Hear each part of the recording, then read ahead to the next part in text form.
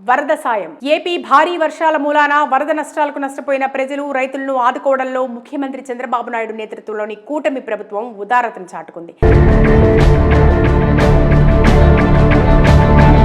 దేశ చరిత్రలో ఎక్కడా లేని విధంగా ఆర్థిక ప్యాకేజీని ప్రకటించింది. అమలు చేసి తన చిత్తశుద్ధిని చాటుకుంది.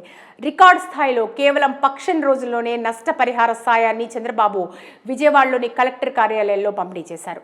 బాధితులకు 602 కోట్ల పరిహార పంపిణీ లాంఛనంగా ప్రారంభించారు. వరద నష్ట పరిహార పంపిణీ చేసిన సమాచార లేఖలను లబ్ధిదారులకు లాంఛనంగా చంద్రబాబు అందజేశారు. విజయవాడలో 1 ఆ పైన అంతస్తులు చిన్న పెద్ద అని వ్యత్యాసం చూడలేదు. అందరికి కూడా 10,000 ఇచ్చాం.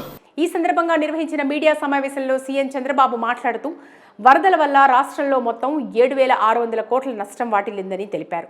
బుడమేరు వరదల వల్ల తీవ్రంగా నష్టపోయిన వరద బాధితులతో పాటు వరదల్లో నష్టపోయిన వారికి 602 కోట్ల మేర నష్టపరిహార సాయాన్ని బాధితుల ఖాతాల్లో నేరుగా జమ చేశామని వెల్లడించారు. వరద బాధితులకు సాయం అందించడంలో దేశంలో ఎక్కడా లేని విధంగా ఆర్థిక సాయం అందజేశామన్నారు. ఇంకా ఎవరైనా అర్హులుంటే ఈ నెల 30 నాటికి వాటిని కూడా పరిష్కరించి సాయం అందిస్తామని హామీ ఇచ్చారు. చిట్ట చివరి బాధితుడికి సాయం అందించడమే తమ లక్ష్యమని స్పష్టం చేశారు.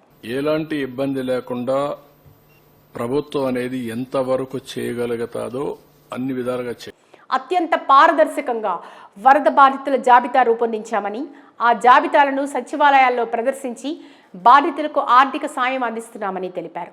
వరదల నష్ట పరిహారాన్ని బాధితుల ఖాతాల్లో నేరుగా జమ చేశామని, ప్రభుత్వ, ప్రైవేట్ ఆస్తులు కలుపుకుని మొత్తం 7,600 కోట్ల మేర నష్టం వాటిల్లిందని తెలిపారు.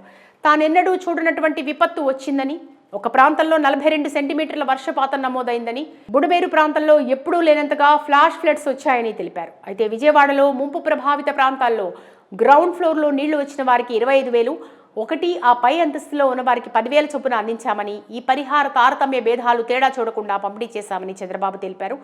గతంలో ఎన్నడూ కూడా పట్టణ ప్రాంతాల్లో విపత్తు ప్రభావిత బాధితులకు ఈ స్థాయిలో ఆర్థిక సహాయం అందలేదని, ఏదో తూతూ మంత్రంగా ఇచ్చేవారన్నారు. కానీ ఇప్పుడు నిబంధనలకు మించి మరీ సాయం అందించామని తెలిపారు. వరద ప్రభావిత ప్రాంత ప్రజలను ప్రభుత్వ పరంగా ఎన్ని విధాలా ఆదుకోవాలో అన్ని విధాలా ఆదుకుంటున్నామని, బీమా, బ్యాంకింగ్ సేవలు అందిస్తున్నామని, క్లెయిమ్లు సెటిల్మెంట్ ప్రక్రియను ఈ నెల 30వ తేదీ నాటికి పూర్తి చేయమని ఆదేశించినట్టుగా తెలిపారు. రుణాల రీషెడ్యూలింగ్తో పాటు 25,000 నుంచి 50,000 వరకు వినియోగ రుణాలు అందించాలని అధికారులకు చెప్పామని పేర్కొన్నారు.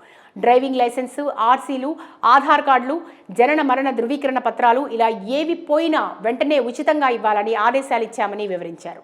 ఇక గత వైసీపీ ప్రభుత్వం గురించి ప్రస్తావిస్తూ జగన్మోహన్ రెడ్డి చేసిన పాపాలే ప్రజలకు శాపాలుగా మారాయని సీఎం వ్యాఖ్యానించారు.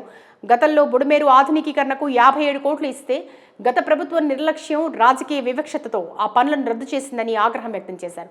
11.90 లక్షల క్యూసెక్ల సామర్థ్యం ఉన్న ప్రకాశం బ్యారేజీకి రికార్డు స్థాయిలో ఒక్కసారిగా 11.43 లక్షల క్యూసెక్ల వరద వచ్చిందని, ఒకవైపు ప్రకృతి వైపరీత్యాలు, మరోవైపు గత పాలకుల నిర్లక్ష్యాలు రెండూ కలిసి ప్రజలకు శాపాలుగా మారే పరిస్థితి వచ్చిందని ఆవేదన వ్యక్తం చేశారు.